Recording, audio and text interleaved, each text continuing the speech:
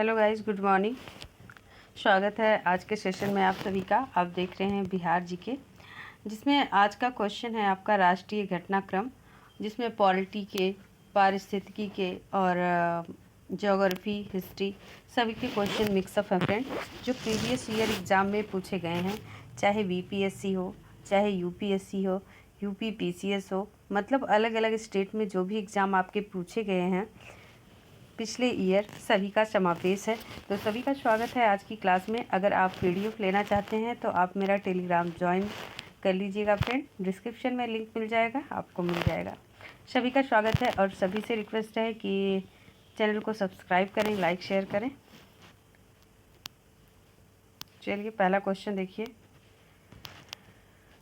आप ये देख रहे हैं कि बीपीएससी प्री 2022 का क्वेश्चन है पहला। निम्नलिखित में से किसे वर्ष 2022 में यूनेस्को की विश्व धरोहर सूची में जोड़ा गया? तो नालंदा महाविहार पुरातात्विक स्थल, या लंगट सिंह कॉलेज खगोलीय वेधशाला, बोध गया स्थित महाबोधि मंदिर परिसर, उपर्युक्त में से एक से अधिक, या फिर कोई नहीं। तो फ्रेंड, यूनेस्को की विश्व धरोहर सूची में 2022 में जोड़ा गया, इसमें ऑप्शन कोई नहीं है। तो आइए देखते हैं कौन सा ऑप्शन राइट है।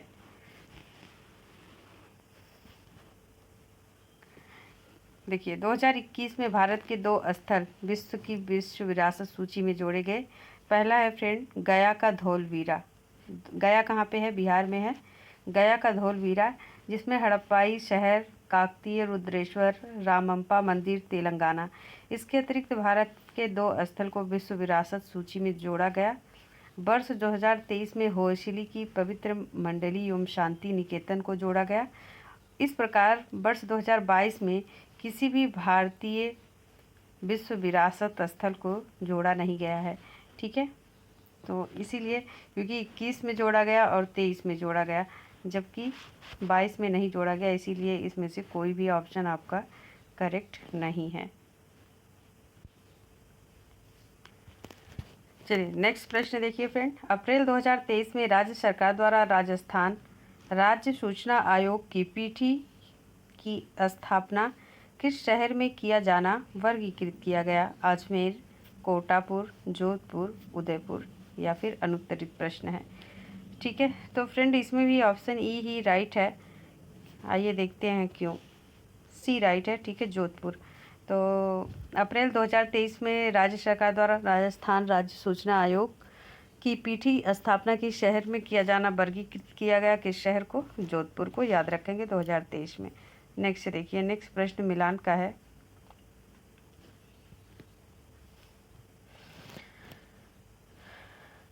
ये कारण और कथन है, देख लीजिए। यह 22 सितंबर से 2 अक्टूबर 2023 तक लखनऊ में आयोजित किया गया था। यह आयोजन भारत सरकार द्वारा किया गया। किस आयोजन की बात कर रहे हैं? ये राष्ट्रीय पुस्तक मेला। ठीक है, तो फ्रेंड ऑप्शन ए राइट है, क्योंकि यह 22 सितंबर से 2 अक्टूबर 2023 तक लखनऊ में आयोजित किया गया था। तो दूसरा ऑप्शन इनकरेक्ट है, तो ऑप्शन ए आपका राइट आंसर है। अगला प्रश्न देखते हैं। अगला प्रश्न है फ्रेंड, 2020 के संदर्भ में सूची 1 को सूची 2 से सम्मिलित करना है। तो संस्कृति, शासन, सामाजिक पहलू, नागरिक, पर्यावरण। अब संस्कृति की सूची में कौन सा नगर आता है फ्रेंड? और स्वच्छता की भी सूची में आता है, तो इंदौर आपका। ठीक है, ए का 2 हो गया। और शासन की सूची में कौन आता है? वडोदरा। तो 2 का 1 हो गया। और सामाजिक पहलू में फ्रेंड आता है तिरुपति, तो 2 का 4 हो गया। नगरीय पर्यावरण भोपाल हो गया। ठीक है, 2, 1, 3, 4 ऑप्शन किस में है? आइए देखते हैं। तो पहले ही ऑप्शन में है फ्रेंड, तो पहला ऑप्शन आपका करेक्ट हो जाएगा। ठीक है, एक बार फिर से देखेंगे क्वेश्चन को। यूपीपीसीएस 2022 का एग्ज़ाम का क्वेश्चन है ये। देखिए, संस्कृति में इंदौर है, शासन में बड़ोदरा, सामाजिक पहलू में तिरुपति, और नगरीय पर्यावरण में भोपाल। ठीक है, 2, 1, 4, 3। अगला क्वेश्चन देखिए।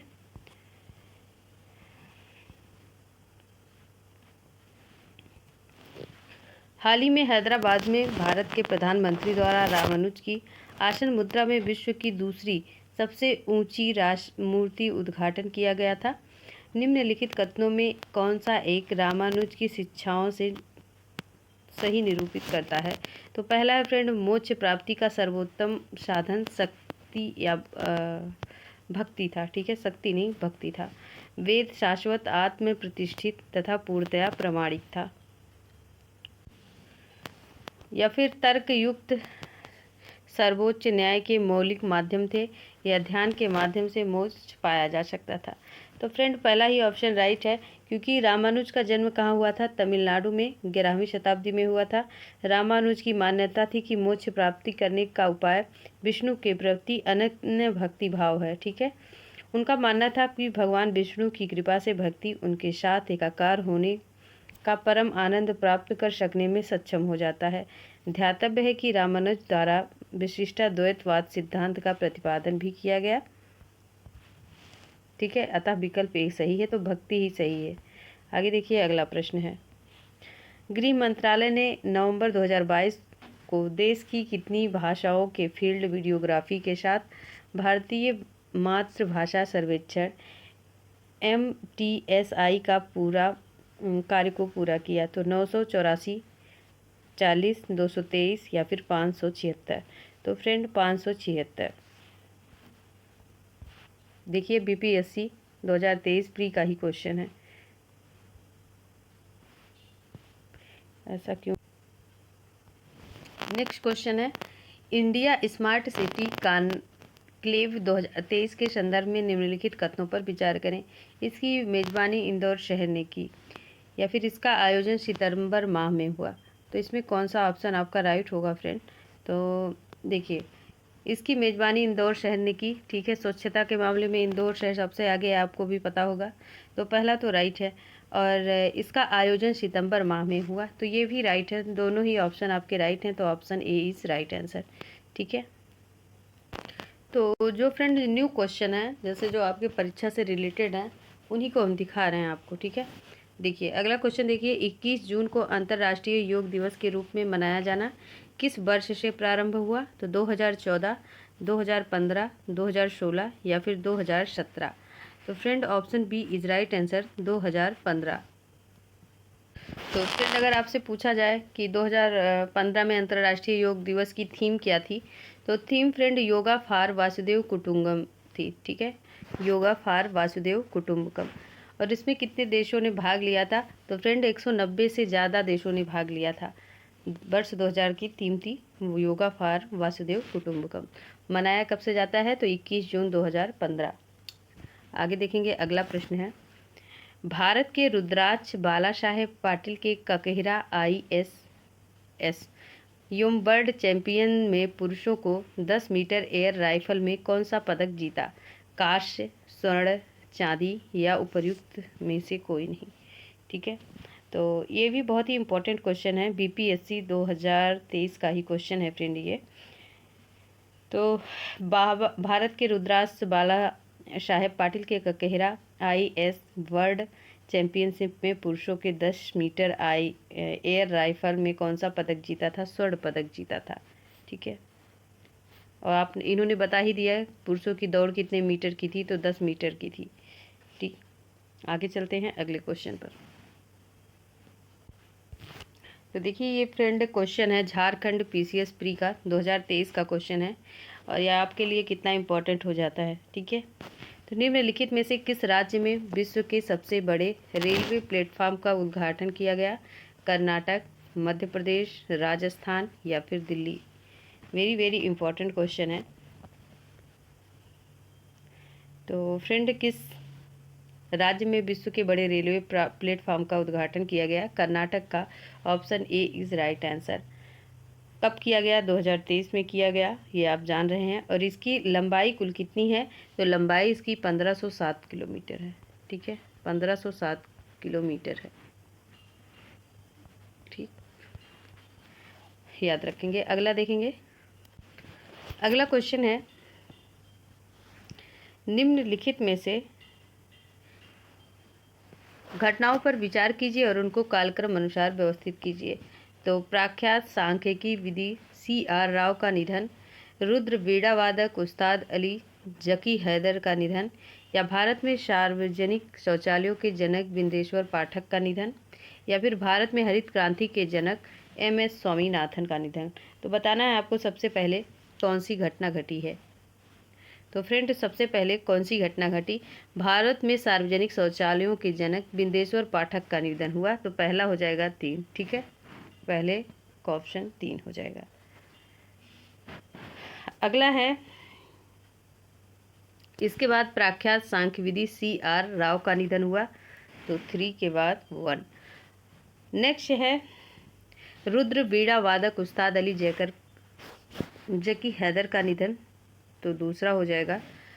और लास्ट में चौथा है भारत के हरित क्रांति के जनक एम.एस. स्वामीनाथन। तो 3, 1, 4 किस ऑप्शन में है? तो 3, 1, 4 पहले ही ऑप्शन में है, तो फिर पहला ही ऑप्शन आपका करेक्ट हो जाएगा। तो आप देख सकते हैं किसका निधन कब हुआ। तो जनक बिंदेश्वरी पाठक का निधन फ्रेंड 15 अगस्त 2023 को नई दिल्ली में हुआ। वे सुलभ इंटरनेशनल के संस्थापक थे। प्रसिद्ध गणितज्ञ एवं सांख्यविदी C.R. राव का निधन 22 अगस्त 2023 को हुआ। ये ठीक है। और रुद्र बीड़ा वादक उस्ताद अली जकी हैदर का निधन 8 सितंबर 2023 को हुआ। भारत में हरित क्रांति के जनक एम.एस. स्वामीनाथन का निधन 28 सितंबर 2023 को हुआ। और 9 फरवरी 2023 को एम.एस. स्वामीनाथन को मरणोपरांत भारत रत्न सम्मान दिए जाने की घोषणा की गई। ठीक है, तो ये याद कर लेंगे आप। ठीक है, अगर आपसे पूछा गया स्वामीनाथन को कब मिला था भारत रत्न, तो फ्रेंड 28 सितंबर 2023 को इनका निधन हुआ और 9 फरवरी 2023 को इनको घोषणा की गई कि इनको भारत रत्न मिलेगा। ठीक है, याद रखेंगे आप, मरणोपरांत इन्हें मिला है। नेक्स्ट क्वेश्चन देखेंगे। तो ये भी क्वेश्चन बहुत ही इंपॉर्टेंट है फ्रेंड आपके लिए। ठीक, प्रश्न देखिए, लता मंगेशकर के संबंध में कौन सा से कथन सही है? तो लंदन के रॉयल एल्बर्ट हॉल में प्रस्तुति देने वाली वह प्रथम भारतीय कलाकार थी। नेक्स्ट कथन है, अंतर्राष्ट्रीय मंच पर उनका प्रथम कार्यक्रम लंदन के रॉयल एल्बर्ट हॉल में हुआ था। बताइए दोनों में से कौन सा ऑप्शन राइट है? तो फ्रेंड दूसरा ऑप्शन राइट है, क्योंकि अंतर्राष्ट्रीय मंच पर उनका प्रथम कार्यक्रम लंदन के रॉयल एल्बर्ट हॉल में हुआ था। और पहला जो है प्रस्तुति देने वाली नहीं थी। ठीक है, प्रथम प्रस्तुति देने वाली ये भारतीय कलाकार नहीं थी लंदन के रॉयल एल्बर्ट हॉल में। ठीक, तो देखिए फरवरी 2022 में सुश्री क्या लिखा है सामग्री, तो सुर सामग्री। ठीक है, सुर सामग्री। तो फरवरी 2022 में सुर सामग्री लता मंगेशकर का निधन मुंबई में हुआ। अंतर्राष्ट्रीय मंच पर उनका प्रथम कार्यक्रम लंदन के रॉयल एल्बर्ट हॉल में 1974 में हुआ था। कुछ स्रोतों के आधार पर यह कहा जाता है कि रॉयल एल्बर्ट हॉल में प्रस्तुति देने वाली वह प्रथम भारतीय कलाकार थी, लेकिन रॉयल एल्बर्ट हॉल के द्वारा उपलब्ध जानकारी के अनुसार महान सितार वादक एवं संगीतज्ञ रविशंकर पहले भारतीय थे। ठीक है, ना कि लता मंगेशकर थी, इसलिए ऑप्शन 2 राइट होगा। अगला क्वेश्चन देखेंगे। तो ये क्वेश्चन भी बहुत प्यारा है फ्रेंड आपके लिए। ठीक, आप देख सकते हैं झारखंड पीसीएस प्री परीक्षा में पूछा हुआ है। तो देखिए 2023 में किस राज्य ने सीखो व कमाओ कार्यक्रम प्रारंभ किया? उत्तर प्रदेश ने, राजस्थान ने, मध्य प्रदेश ने या फिर हरियाणा ने? तो सीखो व कमाओ ये कार्यक्रम शुरू किया फ्रेंड मध्य प्रदेश ने किया। कब किया? तो 2023 में किया। ठीक है, और ये किन उम्र के लोगों के लिए था फ्रेंड? तो जिनकी उम्र 18 से 29 वर्ष। ठीक है, 18 से 29 वर्ष के लोगों के लिए यह कार्यक्रम शुरू किया गया था। आगे देखेंगे। अगला क्वेश्चन देखिए, निम्न में से किस शहर में 20 अप्रैल 2023 को वैश्विक बौद्ध शिखर सम्मेलन संपन्न हुआ था? तो दिल्ली में, काठमांडू में, कुआलालंपुर या फिर जकार्ता में? तो फ्रेंड कहाँ पे हुआ था? दिल्ली में हुआ था। Option A is right answer. अगला क्वेश्चन है, भारत में जैविक डाटा केंद्र किस राज्य में स्थापित किया जा रहा है? हरियाणा, पंजाब, उत्तर प्रदेश या फिर गुजरात? तो भारत में किस शहर में जैविक डाटा केंद्र राज्य स्थापित किया जा रहा है? हरियाणा में। Option A is right answer. Next question है फ्रेंड, भारत के या भारतीय राज्य में अभी हाल ही में विश्व पेंगोलिन दिवस पर एक भारतीय पेंगोलिन को रेडियो टैग किया गया। केरल को, मध्य प्रदेश को, उत्तराखंड को या फिर बिहार को? तो friend option B is right answer, Bihar को। बिहार को नहीं, मध्य प्रदेश को, माफ़ कीजिएगा, तो मध्य प्रदेश को। अगला क्वेश्चन है,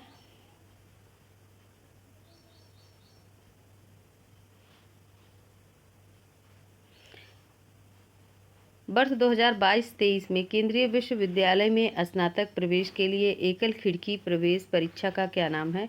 तो CUCET, UET या CUAT या फिर CUET? तो friend option D is right answer, CUET है। ठीक है। नेक्स्ट प्रश्न है, निम्नलिखित राज्यों में से किसने ई राशन कार्ड सेवा सर्वप्रथम प्रारंभ किया? गुजरात, महाराष्ट्र, उत्तर प्रदेश या फिर दिल्ली? तो ई राशन कार्ड सेवा सर्वप्रथम किस राज्य ने प्रारंभ किया? तो friend option D is right answer, Delhi राज्य ने।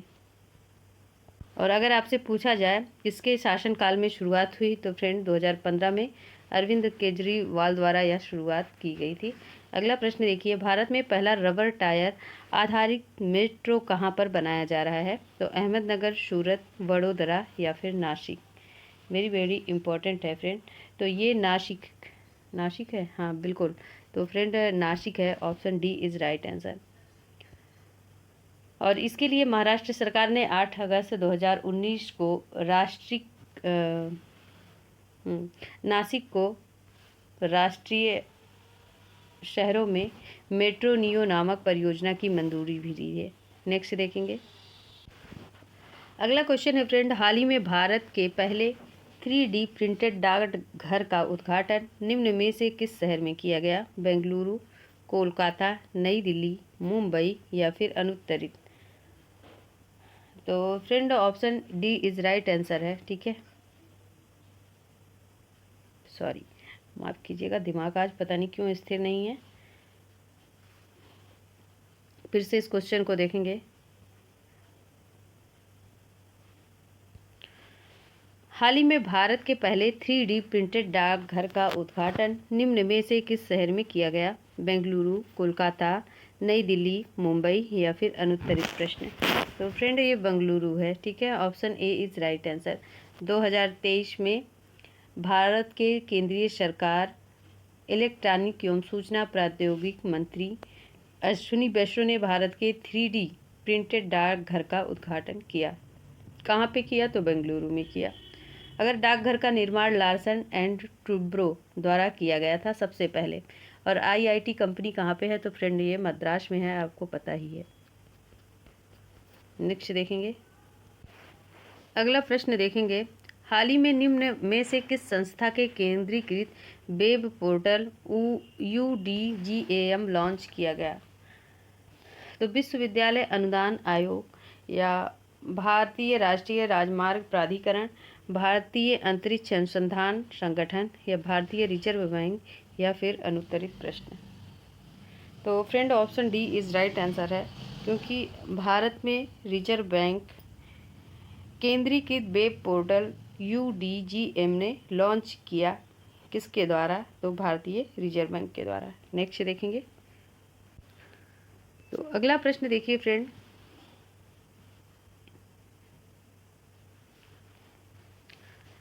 शिप ब्रेक टूरिज्म के संदर्भ में सूची रीफ, एमी साल तथा ग्रांडे द्वीप पर भारतीय जल में जहाज़ों के मलबे का पता लगाया गया। ये स्थान कहाँ पर है? तो ओडिशा तट के बाहर है, गोवा तट के बाहर है, लक्षद्वीप तट के बाहर है या फिर तमिलनाडु तट के बाहर है? तो शिप ब्रेक टूरिज्म के संदर्भ में सूची रीफ, एमी साल तथा ग्रांडे द्वीप भारतीय जल में जहाज़ों के मलबे का पता लगाया। और यह स्थान कहाँ पर है फ्रेंड? तो गोवा तट के बाहर है। ठीक है, गोवा तट के बाहर है। और भारत का समुद्री इतिहास लगभग कितना पुराना है अगर पूछा जाए, तो फ्रेंड 5000 वर्ष याद रखेंगे। 5000 वर्ष से ज़्यादा ही याद रखेंगे, या अधिक ऑप्शन में दे देगा। आगे देखेंगे अगला क्वेश्चन। अगला क्वेश्चन देखिए फ्रेंड, केंद्रीय पर्यावरण वन एवं जलवायु परिवर्तन मंत्रालय भारत सरकार ने डॉल्फिन डे मनाने की घोषणा की, जो मनाया जाएगा। तो 5 अक्टूबर को, 25 अक्टूबर को, 15 अप्रैल या फिर 15 जुलाई। तो friend option A is right answer, 5 अक्टूबर को। आगे देखिए friend, very very important question. आदिवासी संगीत नामक पुस्तक के लेखक कौन हैं? तो डॉक्टर हीरा लाल शुक्ल हैं, शिव कुमार पांडे हैं, श्रीमती तारा शुक्ल हैं, या फिर वेरियर एल्विन हैं। तो friend option A is right answer, doctor Lala Hira Lal, ठीक है, लाला हीरा लाल शुक्ल हैं। और हम करंट के भी ले आएंगे फ्रेंड, समसामयिकी करंट के भी आपके लिए। और जो भी हमारे मित्र चैनल पर नए हैं, चैनल को सब्सक्राइब कर दें।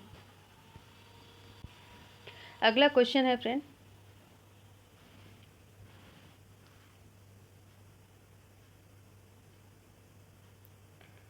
केंद्रीय औद्योगिक सुरक्षा बल CISF के महानिदेशक के रूप में नियुक्त होने वाली पहली महिला अधिकारी कौन है?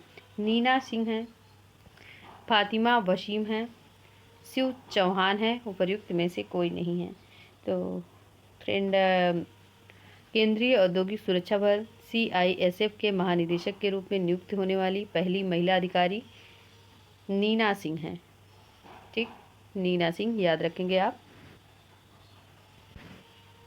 अगला क्वेश्चन है, संगीत श्रेणी में किस भारतीय शहर को यूनेस्को क्रिएटिव सिटीज नेटवर्क द्वारा जोड़ा गया? तो कोझिकोड, उडुपी, ग्वालियर या फिर उपर्युक्त में से कोई नहीं। तो संगीत श्रेणी में किस भारतीय शहर को यूनेस्को क्रिएटिव सिटीज नेटवर्क से जोड़ा गया? Option C is right answer, Gwalior को। और ये कब जोड़ा गया था? तो फ्रेंड ये 2004 में जोड़ा गया था, ठीक, 2004 में। सोचिए कितना ये करंट के क्वेश्चन के रूप में कितना ओल्ड क्वेश्चन पूछ लिया है, ठीक है। आगे देखेंगे अगला प्रश्न है फ्रेंड, गरबा नृत्य जिसे यूनेस्को की मान्यता की अमूर्त सांस्कृतिक विरासत की सूची में शामिल किया गया, यह किस राज्य से संबंधित है? कर्नाटक, पंजाब, गुजरात, उपर्युक्त में से कोई नहीं। ये तो बहुत ही हल्का क्वेश्चन है आपके लिए, ठीक है, इससे सरल क्वेश्चन तो होगा भी नहीं समसामयिकी का। तो option C is right answer friend, ठीक। अच्छा, अगर आपसे पूछा जाए कि ये तो आपको पता है कि ये गरबा नृत्य यूनेस्को के धरोहर में शामिल है, तो कौन से नंबर के यूनेस्को धरोहर में इसे शामिल किया गया?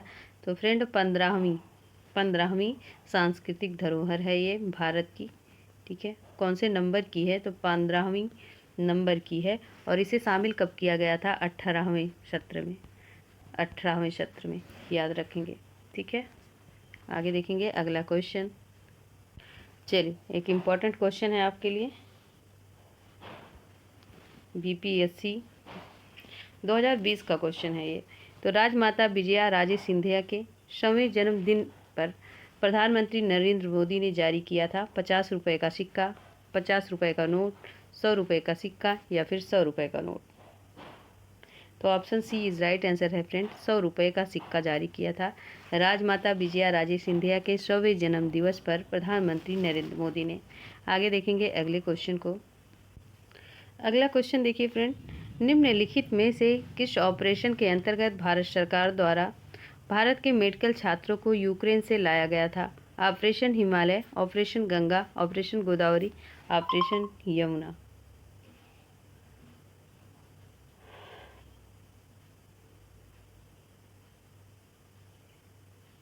तो friend option B is right answer, operation Ganga, ठीक है। कब लाया गया था?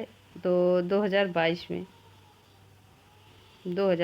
में यह शुरुआत भी की गई, और जिसके थ्रू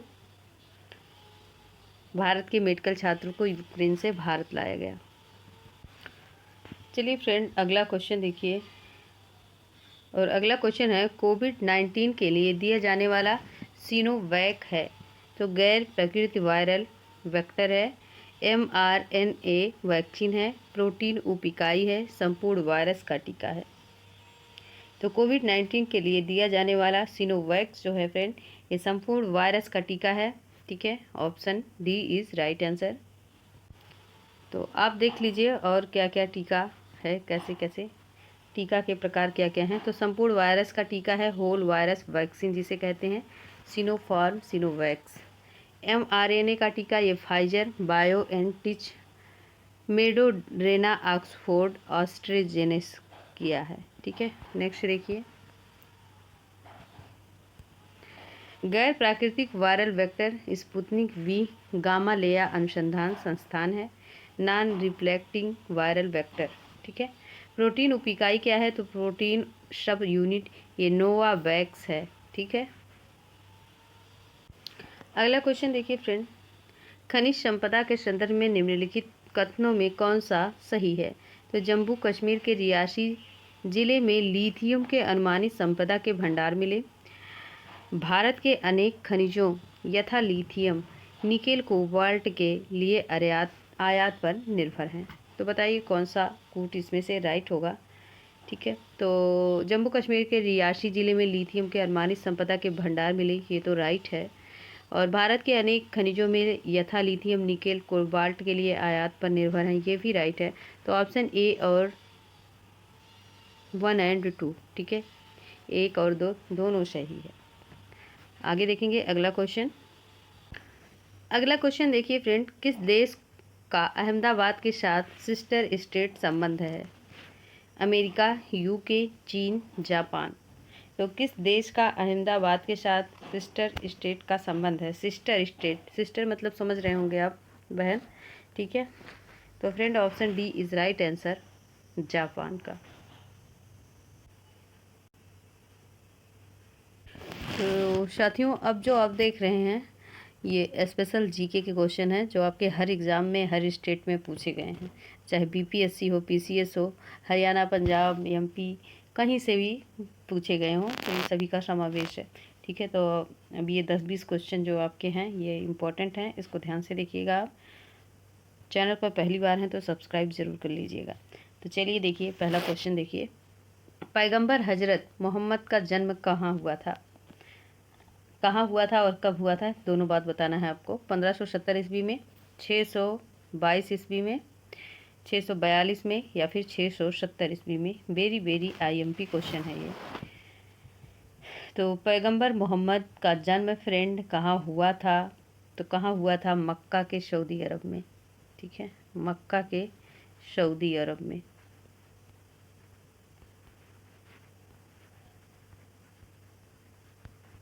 अच्छा, कब हुआ था? तो 1570 में हुआ था। Option A is right answer.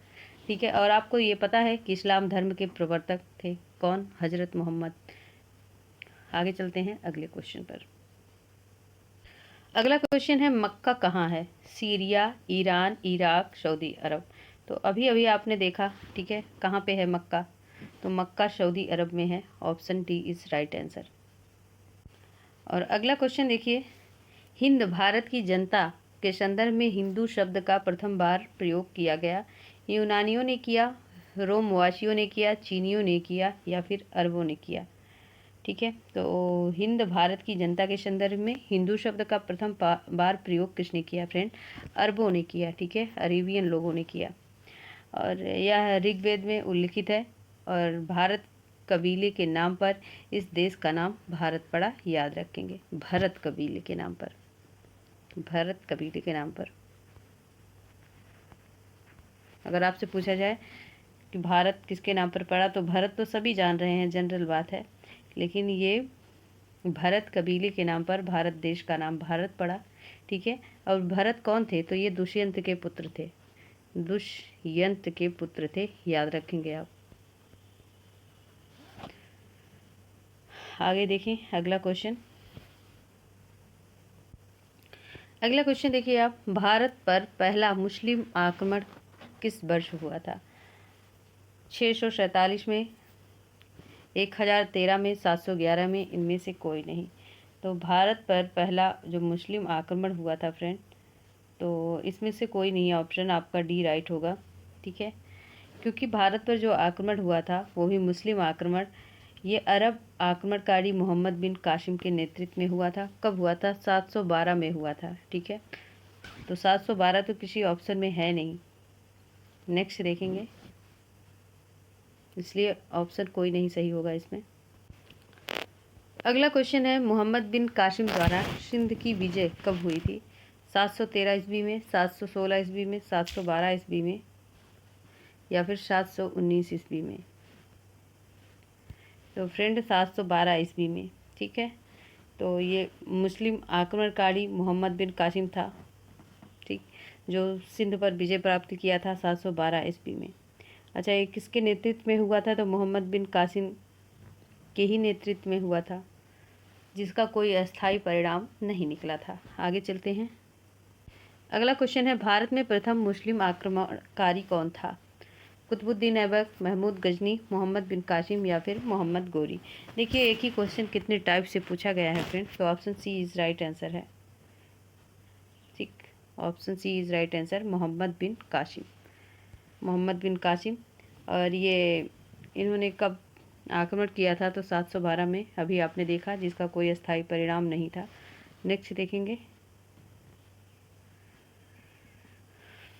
अगला क्वेश्चन देखिए, भारत पर सर्वप्रथम मुस्लिम आक्रमणकारी थे। भारत पर मतलब जिसने सबसे पहले आक्रमण किया था, वे कहाँ के मुस्लिम आक्रमणकारी थे फ्रेंड? तो गजनी के थे, गोर के थे, अरब के थे, या फिर उपर्युक्त में से कोई नहीं? तो फ्रेंड अरब के थे, अरेबियन थे। ठीक है, और एक बढ़िया सा क्वेश्चन है कि मोहम्मद बिन कासिम था फ्रेंड, तो मोहम्मद बिन कासिम था तुर्क का, मंगोल का? चलिए, हम अगला ऑप्शन भी दे रहे हैं, अरब का था, या फिर तुर्क अफगान था? ठीक है, या फिर तुर्क अफगान था, तुर्क अफगान था। ठीक है, तो मोहम्मद बिन कासिम कौन था फ्रेंड? ये अरब का था। Option C is right answer. Next question है, चचनामा के अनुसार छठवीं से सातवीं राजधानी क्या थी? देवल थी, अरोड़ थी, लोदवा थी, या फिर बाड़मेर थी? तो चचनामा के अनुसार छठवीं से सातवीं राजधानी क्या थी फ्रेंड? अरोड़ थी। ठीक, अरोड़ थी। और ये चचनामा के अनुसार छठवीं से सातवीं शताब्दी में थी। ठीक है, और चचनामा के सिंध का इतिहास संबंधी एक पुस्तक भी है, और इस पुस्तक में चच राजवंश के इतिहास तथा अरबों के द्वारा सिंध विजय का वर्णन किया गया है। चच नाम से है, याद रखेंगे पुस्तक।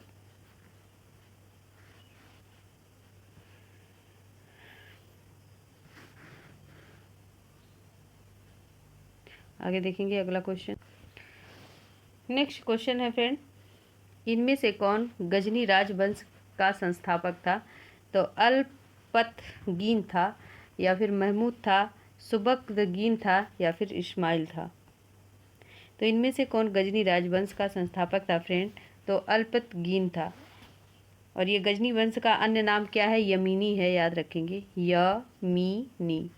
यमीनी वंश अगर आप पूछ ले तो ये भी अल्पतगीन वंश। ठीक है, और अल्पतगीन ने गजनी को अपनी राजधानी बनाया था। इस समय उत्तर से पश्चिम भारत में हिंदूशाही राजवंश का राज्य था, जिसका विस्तार क्या है? हिंदू कुश पर्वतमाला तक। ठीक है, आगे देखेंगे। और अगला क्वेश्चन है फ्रेंड, निम्न में से कौन चंदेल शासक महमूद गजनबी से पराजित हुआ था? तो राजा धंग हैं, या विद्याधर हैं, जयशक्ति हैं, या फिर डंग हैं? तो निम्न में से कौन चंदेल शासक महमूद गजनबी से पराजित नहीं हुआ था फ्रेंड? तो ये विद्याधर हैं। Option B is right answer. अगला क्वेश्चन है फ्रेंड, किस चंदेल के राजा ने महमूद गजनवी का सामना किया था? तो कुमारपाल, भीम द्वितीय, विद्याधर, या फिर अरुड़ो राजा? तो friend option C is right answer, Vidyadhar ने किया था। नेक्स्ट क्वेश्चन है, महमूद गजनवी का दरबारी इतिहासकार कौन था? तो हसन निजामी था, उतबी था, फिरदौसी था, या फिर चंद्रबरदाई था? वेरी वेरी इम्पोर्टेंट है। तो फ्रेंड महमूद गजनवी का दरबारी इतिहासकार जो था उत्बी था, उत्बी याद रखेंगे आप। वह विद्वानों एवं कलाकारों का सम्मान करता था। कौन? उत्बी। और अपने समय के महान विद्वानों को गजनी एकत्रित किया था। उस दरबारी इतिहासकार में उत्बी भी था। और उसने किताब उल यामनी अथवा तारीख ए यामनी नामक ग्रंथ की रचना की। ठीक है, याद रखेंगे, किताब उल यामनी, किताब उल यामनी। और ये तो पहली पुस्तक है, और दूसरा जो इसका ग्रंथ है या पुस्तक है तारीख ए यामनी, याद रखेंगे, तारीख ए यामनी। ठीक है, आगे देखेंगे अगला क्वेश्चन। तो देखिए फ्रेंड, अगला प्रश्न है, शाहनामा के लेखक और फरिश्ता किसके दरबार से संबंधित है? तो सुबक्तगीन और महमूद गजनबी। और चौथा आपका ऑप्शन है अलबरनी, अलबरनी, या फिर तीसरा ऑप्शन है अलबरनी और चौथा आपका ऑप्शन है ऑप्शन डी फिरदौसी। ठीक है, फिरदौसी। तो वेरी वेरी इंपॉर्टेंट है ये। ठीक है, बहुत बार पूछा गया है। तो शाहनामा के लेखक हैं friend Firdausi. Option D is right answer है। आगे चलते हैं। अगला क्वेश्चन है फ्रेंड, वेरी वेरी इंपॉर्टेंट। पुराणों का अध्ययन करने वाला पहला मुस्लिम था? अबुल फजल, अब्दुल कादिर बदायूनी, अलबरनी, या फिर दारा शिकोह था? तो पुराणों का अध्ययन करने वाला प्रथम मुसलमान फ्रेंड अलबरनी था। ठीक है, अलबरनी था और ये प्रथम मुसलमान भी था। और इसका जन्म कब हुआ गया? तो इसका जन्म 973 ईस्वी में हुआ था। और यह महमूद गजनवी के साथ 11वीं शताब्दी में भारत आया था। किसके साथ भारत आया था? महमूद गजनवी के साथ, महमूद गजनवी के साथ। ठीक है, आगे देखेंगे अगला क्वेश्चन। और फ्रेंड एक इम्पॉर्टेंट बात है, महमूद गजनवी के शासनकाल में अलबरनी आया था भारत, उसी के साथ आया था। और इन्होंने धार्मिक पुस्तक पढ़ने के लिए सबको प्रेरित किया था। ठीक है, तो एक इम्पॉर्टेंट अगर पूछा जाए कि अरबी भाषा में इसकी पुस्तक है। ठीक है, अलबरनी की पुस्तक का नाम क्या है? अरबी भाषा में है ये। ठीक है, अरबी भाषा में है, तहकीक ए हिंद, याद रखेंगे आप, तहकीक ए हिंद। किसकी है? तो ये अलबरनी की पुस्तक है। ठीक है, तहकीक ए हिंद किस भाषा में है? तो ये अरबी भाषा में है। और सर्वप्रथम एडवर्ड सांची ने अरबी भाषा में इस ग्रंथ का अंग्रेजी में अनुवाद भी किया है। आगे देखेंगे, अगला क्वेश्चन है। ठीक, तो अगला क्वेश्चन देखिए, महमूद गजनवी के साथ भारत आने वाला प्रसिद्ध इतिहासकार कौन था? फरिश्ता, अलबरनी, अफीम, या फिर इब्न बतूता? अब बताइए, क्या ये प्रश्न आप गलत करेंगे? तो ये प्रश्न आप गलत नहीं कर सकते। ठीक है, क्योंकि मोर रिवीजन हो रहा है आपका। तो friend option D is right answer. Next, अगला क्वेश्चन देखिए, अलबरनी भारत में आया था, कब आया था ये? 9वीं शताब्दी ईस्वी में, 10वीं शताब्दी ईस्वी में, 11वीं शताब्दी ईस्वी में, या फिर 12वीं शताब्दी ईस्वी में? तो फ्रेंड महमूद गजनवी किसके साथ आया था? आपने देखा अलबरनी, तो महमूद गजनी के साथ। और ये कब भारत आया था? तो फ्रेंड ये 11वीं शताब्दी में भारत आया था। नेक्स्ट, चलिए फ्रेंड इस प्रश्न को सॉल्व करिए। निम्नलिखित कथनों में से कौन अलबरनी के संबंध में सही नहीं है?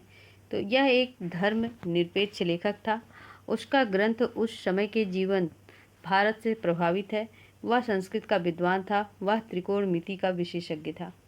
तो इसमें से कौन सा ऑप्शन आपका राइट नहीं है फ्रेंड? तो वेरी इम्पोर्टेंट बात ये है इसकी कि यह मुस्लिम होते हुए भी किसका विद्वान था? ये संस्कृत का विद्वान था। वह त्रिकोणमितीय विशेषज्ञ भी था। Very very IMP.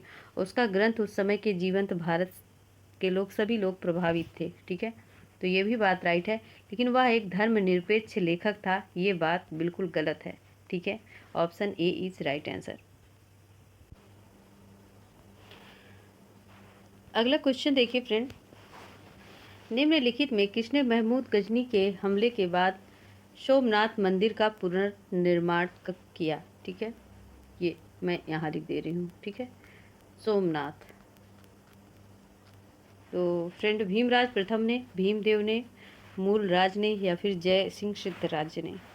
Very very important question है फ्रेंड। तो भीमदेव ने किया। ठीक है, महमूद गजनी के सोमनाथ पर आक्रमण किया। अच्छा, कितनी बार आक्रमण किया था? तो 17 बार इन्होंने आक्रमण किया था सोमनाथ मंदिर पर। 17 बार भारत में आक्रमण किया था इन्होंने। और इसके बाद आक्रमण किया, फिर इसकी मरम्मत किसने कराई? तो भीमदेव ने कराई 1022 से 67 ईस्वी में। और ये महमूद मंदिर से अतुल संपत्ति लूट कर वापस लौट गया था। महमूद के जाने के बाद ये पुनर्निर्माण कराए थे कौन? भीमदेव। नेक्स्ट क्वेश्चन देखेंगे। चलिए नेक्स्ट क्वेश्चन देखिए। किसने एक तरफ संस्कृत के मुद्रा लेख के साथ चांदी के सिक्के निर्गत किए? मोहम्मद बिन कासिम, महमूद गजनवी, शेर शाह, या फिर अकबर? तो friend option B is right answer, Mahmud Ghaznavi. ठीक है, और ये जो सिक्के थे चांदी के इन्होंने निर्गत किए थे, ये अलग अलग भाषाओं में मुद्रा के लेख में अंकित थे। ठीक है, याद रखेंगे। जैसे अरबी, एक तरफ अरबी भाषा और दूसरी तरफ संस्कृत भाषा। जैसे सिक्का होता है ना, ये मान लीजिए सिक्का है तो इसके एक तरफ अरबी भाषा है और इसके पीछे बैक साइड में संस्कृत भाषा है। इस तरह से इन्होंने लेख को सिक्के को जारी किया था या फिर निर्गत किया था, जो भी किया हो। आगे देखेंगे अगला क्वेश्चन। अगला क्वेश्चन है फ्रेंड, निम्नलिखित में से मध्य एशिया के किस शासक ने 1192 में उत्तर भारत को जीता? तो जलालुद्दीन मकबरनी, गजनी का महमूद, या सिहाबुद्दीन मोहम्मद गोरी, या फिर चंगेज खां? ठीक है, एशिया के किस शासक ने 1192 में उत्तर भारत को जीता? वेरी वेरी इंपॉर्टेंट क्वेश्चन है फ्रेंड।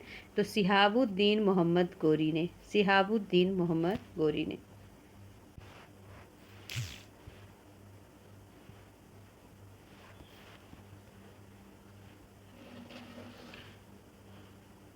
चलिए डियर नेक्स्ट क्वेश्चन देखिए।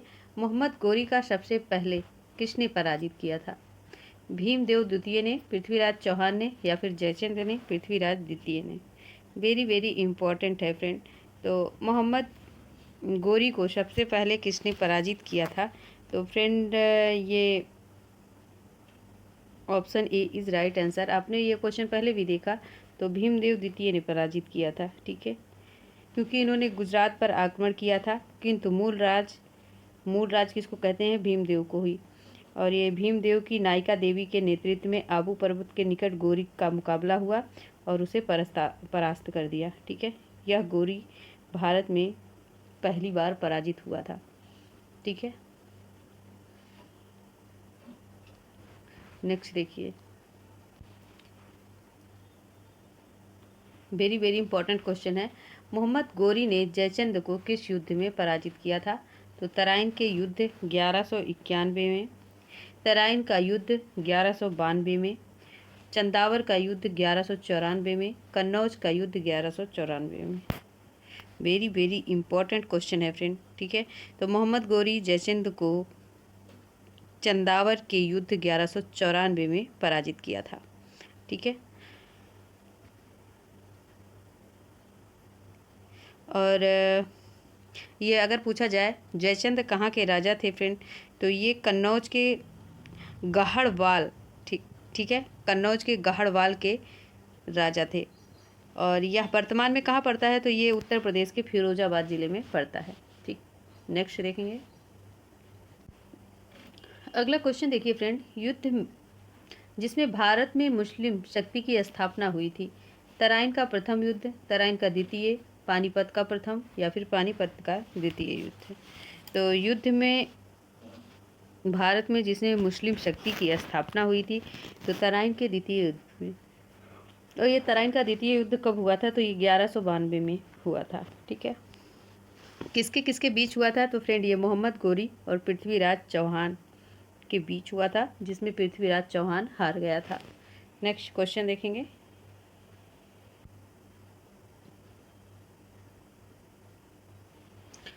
चलिए नेक्स्ट क्वेश्चन देखिए आप।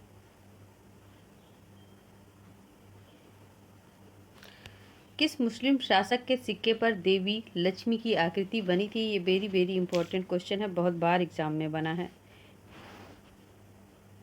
तो किस मुस्लिम शासक के सिक्कों पर देवी लक्ष्मी की आकृति बनी थी? मोहम्मद गोरी, अलाउद्दीन खिलजी, अकबर या फिर उपर्युक्त में से कोई नहीं। तो फ्रेंड मोहम्मद बिन गोरी, मोहम्मद बिन गोरी। नेक्स्ट देखेंगे।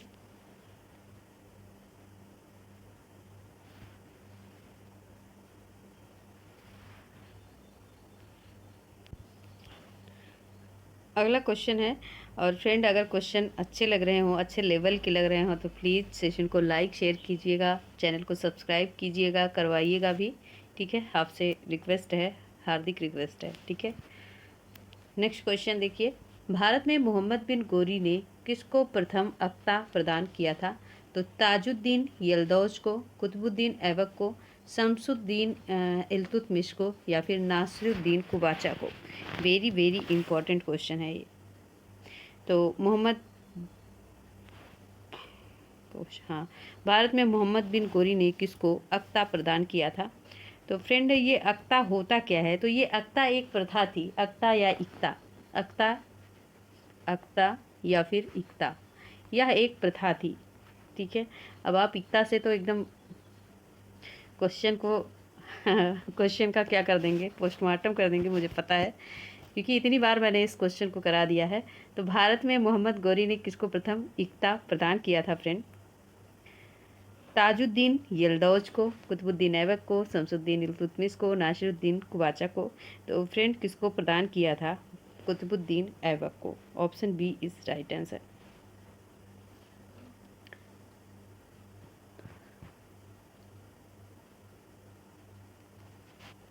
आगे देखेंगे अगले क्वेश्चन को। चलिए अगला क्वेश्चन देखिए।